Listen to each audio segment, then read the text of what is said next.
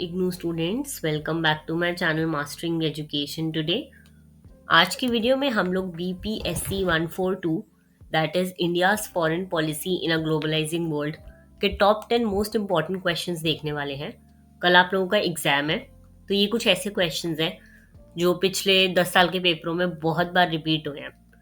तो काफ़ी ज़्यादा चांसेस हैं कि इन्हीं क्वेश्चन में से पेपर आ सकता है। तो ये वाले क्वेश्चंस आप अच्छे से प्रिपेयर करोगे, ठीक है। अभी हम लोग स्टार्ट करते हैं क्वेश्चन नंबर 1 से, बिना किसी टाइम वेस्ट करे। मैं बहुत ही बेसिक और बहुत ही सिंपल लैंग्वेज में चीज़ों को समझाऊंगी, समझने की कोशिश करना। और जितने भी कीवर्ड्स वगैरह मैंने अंडरलाइन ये बोल्ड कर रखे हैं ना, इनको याद रखना क्योंकि ये इंपॉर्टेंट है पेपर के अकॉर्डिंगली। ओके, स्टार्ट करते हैं फर्स्ट क्वेश्चन से। फर्स्ट क्वेश्चन आपसे पूछ रहा है कि discuss the evolution of India's foreign policy since independence, tracing its changes from the Nehruvian era to the post 1991। यानी कि इंडियन फॉरेन पॉलिसी में इंडिपेंडेंस, आज़ादी के बाद से क्या क्या चेंजेस आए, नेहरू के एरा से लेकर हमें 1991 की जब इकोनॉमिक पॉलिसीज आई थी तब तक का बताना है। ओके, सबसे पहले हम लोग बेसिक समझते हैं कि इंडियन फॉरेन पॉलिसी होती क्या है, फॉरेन पॉलिसी का मतलब क्या होता है। जैसे कि आपको पता है पेपर आपका रिवॉल्व कर रहा है फॉरेन पॉलिसी के अराउंड, तो आपको इसका मतलब पता होना चाहिए। फॉरेन पॉलिसी का मतलब होता है इंडिया का दूसरे कंट्रीज के साथ कैसे रिलेशंस होते हैं, कैसे डिसीजंस लिए जाते हैं किसी भी सिचुएशन में, जैसे कि वॉर का सिचुएशन, पीस करने के लिए, ट्रेड, डिप्लोमेसी, इन सब मामलों में हम लोग कैसे डिसीजंस लेते हैं दूसरी कंट्री के रिलेशंस को मद्देनजर रखकर।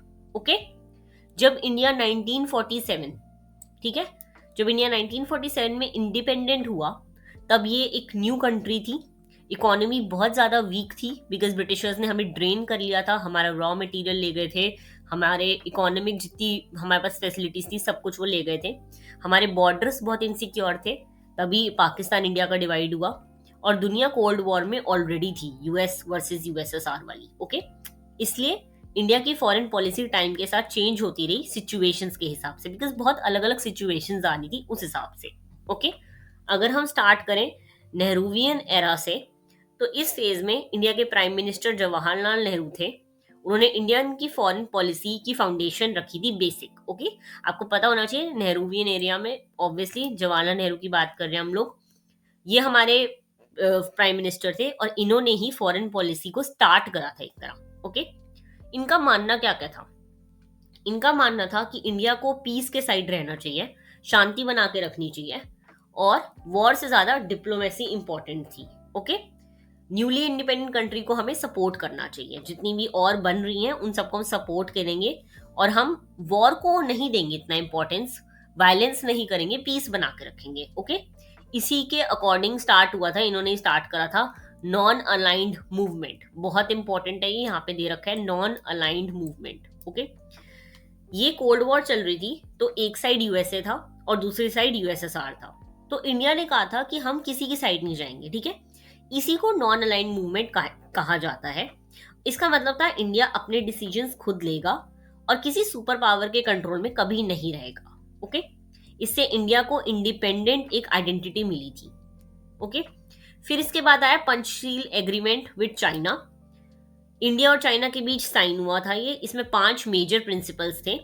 एक था कि पीसफुल कोएग्जिस्टेंस, दूसरा कि हम लोग एक दूसरे के इंटरनल मैटर्स में इंटरफेयर नहीं करेंगे, इक्वालिटी देंगे, म्यूचुअल रिस्पेक्ट देंगे और नो अग्रेशन और वायलेंस। ओके, ये नेहरू की आइडियलिस्टिक थिंकिंग को शो करता था। वो यही मानते थे कि हम पीस की तरफ रहेंगे, हम लोग वायलेंस की तरफ नहीं जाएंगे, क्योंकि हमारी कंट्री ऑलरेडी सब कुछ चीजें ड्रेन हो चुकी थी, हम लोग अपनी मैन पावर नहीं ड्रेन कर सकते थे अब। ओके, अब इस एरा में प्रॉब्लम्स क्या क्या आई, अगर हम इस एरा की प्रॉब्लम्स देखें तो काफी ज्यादा हमें प्रॉब्लम्स भी फेस करनी पड़ी। नेहरू की पॉलिसी आइडियल थी लेकिन ग्राउंड रियलिटी बहुत अलग थी इसकी। 1962 में इंडिया चाइना वॉर फिर भी हो गया था, जबकि हमने पंचशील एग्रीमेंट साइन कर रखा था, फिर भी इंडिया मिलिट्री वाइज काफी वीक निकला था बिकॉज हमें काफी लॉस हुआ था इस वाली वॉर में, और आइडियलिज्म का ड्रॉबैक सामने आ गया था हमारा। इस वॉर के बाद इंडिया को समझ आया कि सिर्फ पीस की बात काफी नहीं है, हमें डिफेंस भी उतना ही स्ट्रॉन्ग करना पड़ेगा। ओके, इसके बाद आते हैं cold war constraints and strategic realism. 1964 की बात हुई जो हमारा नेहरूवियन एरा था ये 64 तक चला था, 47 से 64 तक। ओके, फिर आए कोल्ड वॉर कंस्ट्रेंट्स और स्ट्रैटेजिक रियलिज्म। इस फेज में इंडिया ने ऑफिशियली तो नॉन अलाइनमेंट रखा ही था, लेकिन प्रैक्टिकली सोवियत यूनियन के क्लोजर हो गए थे हम लोग।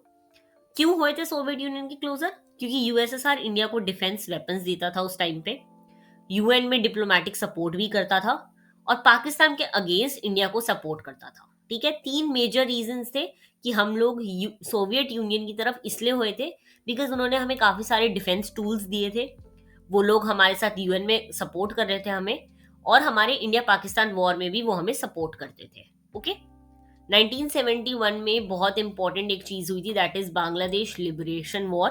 ठीक है, इंडिया ने बांग्लादेश को पाकिस्तान से आजाद करने में मदद की, यूएसएसआर ने इंडिया को इसमें फुल सपोर्ट करा था। ओके, और Indo Soviet treaty of peace and friendship sign हुआ था इसके बाद। ओके, ये तुम्हें याद रहनी चाहिए, चीजें बहुत इंपॉर्टेंट है। जैसे जैसे मैं बोल रही हूँ साथ साथ एक मैप बनाते रहो ताकि तुम्हें याद रहे किसके बाद क्या हुआ। ओके, यहां से इंडिया की फॉरेन पॉलिसी में एक प्रैग्मेटिज्म आ गया था। प्रैग्मेटिज्म क्या होता है? यानी कि नेशनल इंटरेस्ट ज्यादा इंपॉर्टेंट था देन प्योर आइडियलिज्म, की ये पीस वीस की बातें तो छोड़ो, हम लोग अपने आप को ज्यादा प्रायोरिटी रखेंगे, अपने नेशनल इंटरेस्ट को। ठीक है, तो यहाँ पे हमारा मल्टीलैटरल रोल आ गया था, जैसे कि यहाँ पे दे रखा है UN and other multilateral organisation में हमारा भी मल्टीलैटरल रोल आ गया था। India UN peace keeping mission में एक्टिव रहता था और डेवलपिंग कंट्रीज के इश्यूज रेस करता था। ओके, इसके बाद हम आ जाते हैं पोस्ट 1991 के एरा में, that is economic diplomacy and pragmatism. 1991 में इंडिया की इकोनॉमी क्राइसिस में थी, तब हमारा लिबरलाइजेशन आई, ग्लोबलाइजेशन ये सब आया, एलपीजी वाला आया। इसका इफेक्ट फॉरेन पॉलिसी पर भी पड़ा, इंडिया ने फॉरेन इन्वेस्टमेंट इनवाइट करी, ट्रेड रिलेशंस हमारे और स्ट्रॉन्ग हुए, यूएस यूरोप जापान के साथ हमारे रिलेशंस वगैरह इंप्रूव हुए थे। ओके, सिविल न्यूक्लियर डील हम लोगों ने साइन करी थी 2008 में। ओके, काफी इंपॉर्टेंट है ये चीज भी, इंडिया और यूएस के बीच ये डील साइन हुई थी, और इस डील का मतलब था कि इंडिया को न्यूक्लियर एनर्जी के लिए रिकॉग्निशन मिलेगी, एनर्जी सिक्योरिटी भी हमारी इंप्रूव हुई थी इससे, और हमारा जो स्ट्रैटेजिक ट्रस्ट है हमारी कंट्रीज के साथ, एक दूसरी कंट्रीज के साथ ट्रस्ट जो है वो बिल्ड होना स्टार्ट हुआ था। ओके, ग्लोबल प्लेटफॉर्म्स देखें तो हमने क्या क्या ज्वाइन करा था, हम लोगों ने WTO ज्वाइन कर लिया था, G20 ज्वाइन कर लिया था, और मल्टीलैटरल फोरम्स का हम लोग एक्टिव मेंबर बन गए थे। ओके, अब हम आ जाते हैं 21st सेंचुरी के स्ट्रैटेजिक आउटलुक पे। अभी के टाइम की अगर हम रिसेंट के टाइम की बात करें तो अब India act easy policy follow करता है। ठीक है, यानी कि हम साउथ ईस्ट और ईस्ट नेशंस के साथ अपना ट्रेड, कनेक्टिविटी, सिक्योरिटी ज्यादा इंप्रूव रखते हैं। हम लोग इंडियन ओशन सिक्योरिटी पे भी फोकस करते हैं, जो हम पहले इतना नहीं करते थे, और क्वाड में भी हम लोग शामिल हो गए हैं। क्वाड क्या है? इंडिया, यूएस, जापान, ऑस्ट्रेलिया का पार्ट है टू एड्रेस कोई भी सिक्योरिटी चैलेंजेस होते हैं उसको। ओके, तो ये हो गया आपका पूरा नेहरू के एरा से लेकर पोस्ट 1991 के पीरियड तक का एक पूरा कि हमारी फॉरेन पॉलिसी कैसे कैसे चेंज हुई और हम कहाँ कहाँ हमने पार्ट लिया। ओके, देखो, अगर तुम्हें कंक्लूजन में लिखना होगा तो कंक्लूजन में तुम बेसिकली यही लिखोगे कि इंडिया की फॉरेन पॉलिसी आइडियलिज्म से शुरू हुई थी, हमने बहुत पीस वगैरह प्रीच करा, लेकिन उसका फायदा नहीं हुआ कुछ, तो फिर हम रियलिज्म और प्रैग्मेटिज्म की तरफ बढ़ गए थे। ठीक है, लेकिन हमारी स्ट्रैटेजिक ऑटोनॉमी हमेशा मेंटेन रही है कि हम लोग अपने नेशनल इंटरेस्ट पे ध्यान देंगे, अपनी कंट्री की सिक्योरिटी को हम प्रायोरिटाइज करेंगे। ओके, ये हो गया आपका क्वेश्चन नंबर 1। इजी नहीं है, थोड़ा डिफिकल्ट क्वेश्चन है, बट अगर आप मेरे इस PDF से पढ़ोगे तो आपके लिए आसान रहेगा, चीजें याद रखना। ओके, अब हम मूव करते हैं नेक्स्ट क्वेश्चन पे, that is explain the determinants of Indian foreign policy and why are they important. यानी कि इंडियन फॉरेन पॉलिसी के डिटर्मिनेंट्स क्या हैं, क्या वो फैक्टर्स हैं जो फॉरेन पॉलिसी को शेप करते हैं, जिसके बेसिस पे फॉरेन पॉलिसी बनती है। ओके, अब इंट्रोडक्शन में तो आप सिंपल वही समझाओगे कि फॉरेन पॉलिसी का मतलब क्या होता है, हमारे और कंट्रीज के साथ रिलेशन, हम लोग कैसे डिसीजन ले रहे हैं और कंट्रीज को ध्यान में रखकर। ठीक है, अब क्या क्या डिटर्मिनेंट्स रहे हैं इंडियन फॉरेन पॉलिसी के वो देख लेते हैं। सबसे पहले बात करते हैं जियो पॉलिटिकल लोकेशन की। देखो, जियो पॉलिटिकल लोकेशन होता है कि हमारी कंट्री का लोकेशन कहाँ है वर्ल्ड मैप पर। ओके, इंडिया जो है साउथ एशिया में लोकेटेड है। ओके, जैसे कि आपको पता है एशिया में हम लोग साउथ की साइड है, नीचे की साइड है। पाकिस्तान और चाइना जैसे नेबर्स के साथ हम लोग बॉर्डर शेयर करते हैं, और इंडियन ओशन हम लोग कंट्रोल करते हैं। ओके, इसलिए हमारे में जो है सिक्योरिटी इश्यूज बहुत ज़्यादा इंपॉर्टेंट हो जाते हैं। मैरीटाइम ट्रेड और नेवल पावर भी उतना ही इंपॉर्टेंट है। तो सबसे पहला जो डिटर्मिनेंट है फॉरेन पॉलिसी का, that is Jio political location. क्योंकि हमारे बॉर्डर वगैरह हम लोग शेयर करते हैं पाकिस्तान, चाइना जैसी कंट्रीज के साथ, तो हमारी सिक्योरिटी जो है, बॉर्डर सिक्योरिटी, वो बहुत बड़ा एक रीजन है जिससे हमारी फॉरेन पॉलिसी जो है इन्फ्लुएंस होती है। और यही चीज को मद्देनजर रख के हमारी इंडियन फॉरेन पॉलिसी जो बनती है वो इस चीज को ध्यान में रखकर करी जाती है। ओके, दूसरा आ जाता है नेशनल इंटरेस्ट। इंडिया की फॉरेन पॉलिसी का मेन गोल होता है हमारी सवरेनिटी को प्रोटेक्ट करना, टेरिटरी को सिक्योर रखना और इकोनॉमिक ग्रोथ अचीव करना। इसलिए पॉलिसीज जैसे नेबरहुड फर्स्ट या एक्ट ईस्ट, ये सारी पॉलिसीज इसीलिए बनी कि हम लोग अपना इकोनॉमिक चीजों को भी आगे रखेंगे, लेकिन हम अपनी जो बॉर्डर सिक्योरिटी है वो भी इम्प्रूव करके रखेंगे। ओके, नेक्स्ट आ जाता है हमारा हिस्टोरिकल एक्सपीरियंस। जैसे कि आप लोगों को पता है कि इंडिया इंडिपेंडेंस से पहले ब्रिटिश कॉलोनियल रूल से गुजरा है, जिसकी वजह से हमारे ऊपर बहुत ज़्यादा एक्सप्लॉइटेशन हुआ था। तो इस चीज़ को हम नज़र में रखते हैं और हम कभी भी फॉरेन डोमिनेशन के अंडर नहीं आना चाहते, यानी कि हम किसी भी कंट्री को इतना पावर नहीं देना चाहते कि वो लोग हम पे रूल करें। ठीक है, न्यूक्लियर नॉन प्रोलिफरेशन जैसे इश्यूज पर हम लोग इंडिपेंडेंट स्टैंड लेते हैं, किसी की भी साइड नहीं लेते। ओके, नेक्स्ट आ जाता है डोमेस्टिक पॉलिटिक्स एंड लीडरशिप। जो गवर्नमेंट पावर में होती है उसकी आइडियोलॉजी और उसके प्रायोरिटीज को देखकर फॉरेन पॉलिसी इन्फ्लुएंस करती है। जैसे कि 1991 रिफॉर्म्स जो आए थे इकोनॉमिक डिप्लोमेसी पे, वो उस टाइम जो पार्टी रूल कर रही थी उसके डिसीजन मेकिंग पे आए थे। ओके, नेक्स्ट रीजन आ जाता है इकोनॉमिक गोल्स। इंडिया चाहता है कि हमारा ट्रेड बढ़े, इन्वेस्टमेंट आए और हमें एनर्जी सिक्योरिटी मिले। इसलिए हम लोग WTO, FTA, ग्लोबल इंस्टीट्यूशन, इन सबसे इतना एंगेज रहते हैं। ओके, नेक्स्ट आ जाता है सिक्योरिटी कंसर्न्स। इश्यूज जैसे कि terrorism, border disputes, insurgency. India को डिफेंस पार्टनरशिप्स की बहुत ज़्यादा ज़रूरत रहती है और मिलिट्री मॉडर्नाइजेशन की तरफ से लिए जाते हैं जितने भी आपके फॉरेन डायरेक्ट इन्वेस्टमेंट के डिसीजंस होते हैं। ओके, नेक्स्ट आ जाता है इंटरनेशनल सिस्टम। वर्ल्ड आज भी मल्टीपोलर है। India UN, BRICS, G20, SCO जैसे प्लेटफॉर्म्स का यूज करता है अपनी स्ट्रैटेजिक ऑटोनॉमी को रखने के लिए। ओके, तो ये सारे हो गए हमारे इंपॉर्टेंट डिटर्मिनेंट्स जो हमारी फॉरेन पॉलिसी को बहुत ज्यादा इन्फ्लुएंस करते हैं। ओके, आप सारे जितने भी यहाँ पे दे रखे हैं हेडिंग से बोल्ड में, सब याद रखना, इससे आपको इजीली आंसर जो है याद रहेंगे। अब आप कंक्लूजन में यही लिखोगे कि इन डिटर्मिनेंट्स के बिना फॉरेन पॉलिसी ना प्रैक्टिकल होती है ना इफेक्टिव होती है। ये फैक्टर्स इंडिया को ग्लोबल लेवल पर सर्वाइव और ग्रो करने में बहुत ज्यादा हेल्प करते हैं। ओके, अब हम मूव करते हैं नेक्स्ट क्वेश्चन पे, that is question number 3। Question number 3 पूछ रहा है examine the evolution and current nature of Indo US bilateral relations. यानी कि इंडो US रिलेशंस के बारे में पूछ रहा है, इंडिया और US के क्या रिलेशंस रहे हैं जो हमारी एक ट्रीटी साइन हुई थी तब से लेके अब तक।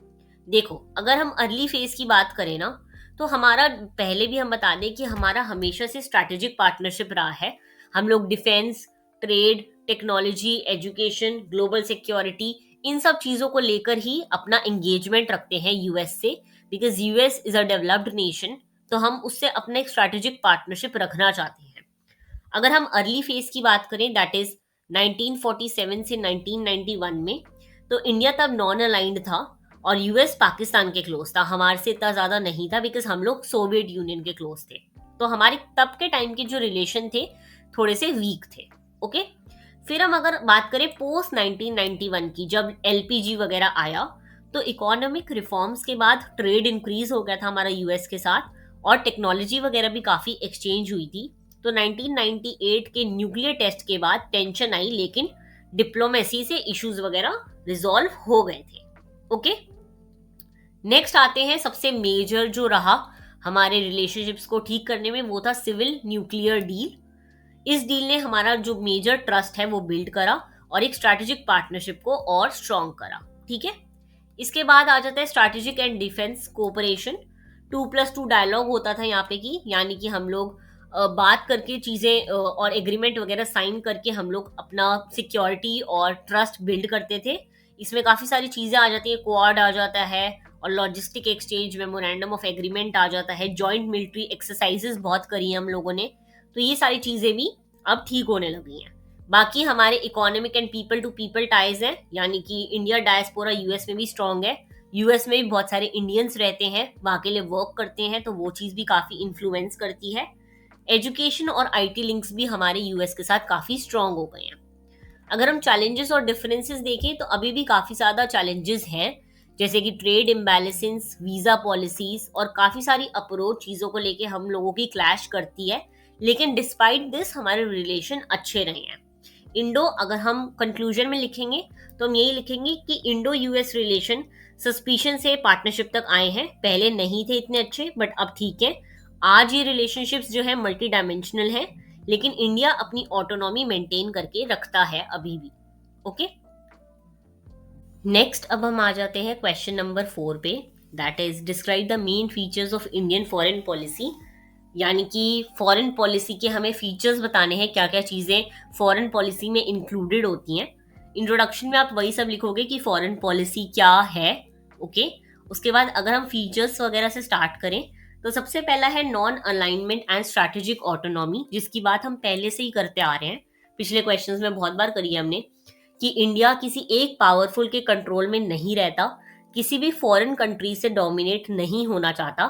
हम लोग अपने डिसीजन खुद लेते हैं और अपने नेशनल इंटरेस्ट के बेसिस पे लेते हैं। ओके, सबसे पहला फीचर ये है। दूसरा आ जाता है पीसफुल कोएग्जिस्टेंस, यानी कि हमारे जैसे पंचशील प्रिंसिपल्स के थ्रू हम लोग पीस और म्यूचुअल रिस्पेक्ट को प्रमोट करते हैं। हम लोग वायलेंस, अग्रेशन ये सब नहीं चाहते, तो हम लोग ये चीज जो है तब से लेके अब तक फॉलो करते आ रहे हैं। ओके, नेक्स्ट आ जाता है regional focus and neighbourhood first policy, यानी कि हम लोग साउथ एशिया में हैं, हमें अपना जियो पॉलिटिकल लोकेशन पता है, तो इंडिया के लिए प्रायोरिटी है उसका रीजन। हम लोग अपनी रीजनल सिक्योरिटी को बहुत प्रायोरिटाइज करते हैं। साथ ही साथ सार्क, बिम्स्टेक, ये सारी जितनी भी हमारी एंगेज हैं, हम जितनी भी इन रिलेशनशिप्स में, उसमें हम लोग काफ़ी ज़्यादा अपना एक इम्पॉर्टेंट रोल जो है प्ले करते हैं, ताकि हमारी रीजनल स्टेबिलिटी, इकोनॉमिक इंटीग्रेशन और पॉलिटिकल कॉपरेशन बना रहे और कंट्रीज के साथ। नेक्स्ट आ जाता है इकोनॉमिक डिप्लोमेसी। ट्रेड, इन्वेस्टमेंट और डेवलपमेंट पे हम लोग बहुत ज़्यादा फोकस करते हैं, टेक्नोलॉजी एक्सचेंज पे हम लोग बहुत ज़्यादा फोकस करते हैं। नेक्स्ट आता है मल्टीलेटरलिज्म एंड ग्लोबल गवर्नेंस, यानी कि इंडिया बहुत सारी इंस्टीट्यूशंस का पार्ट है, जैसे कि यूएन, G20, ब्रिक्स। हम इन सब में बहुत एक्टिव रोल प्ले करते हैं। ये सारे इंस्टीट्यूशन वर्क करते हैं क्लाइमेट चेंज, टेररिज्म और डेवलपमेंट के लिए। तो हम लोग यहाँ पे अपनी collective problem solving and global responsibility का बहुत बड़ा रोल प्ले करते हैं। Okay, strategic partnerships, US, Russia, Japan, France के साथ हम लोग कोऑपरेशन में रहते हैं, ताकि हम लोग डिफेंस, एनर्जी और टेक्नोलॉजिकल चीज़ों पे कोऑपरेशन रखें। ओके, नेक्स्ट आ जाता है maritime focus and connectivity focus. Indian ocean security और कनेक्टिविटी प्रोजेक्ट्स वगैरह हम काफ़ी ज़्यादा ध्यान में रखते हैं। काफ़ी ज़्यादा हम जॉइंट प्रोजेक्ट्स वगैरह साइन करते हैं, ताकि हमारी जितनी भी इंडियन ओशन के थ्रू हमारी कनेक्टिविटी है वो बनी रहे। ओके, नेक्स्ट आ जाता है डायस्पोरा एंगेजमेंट।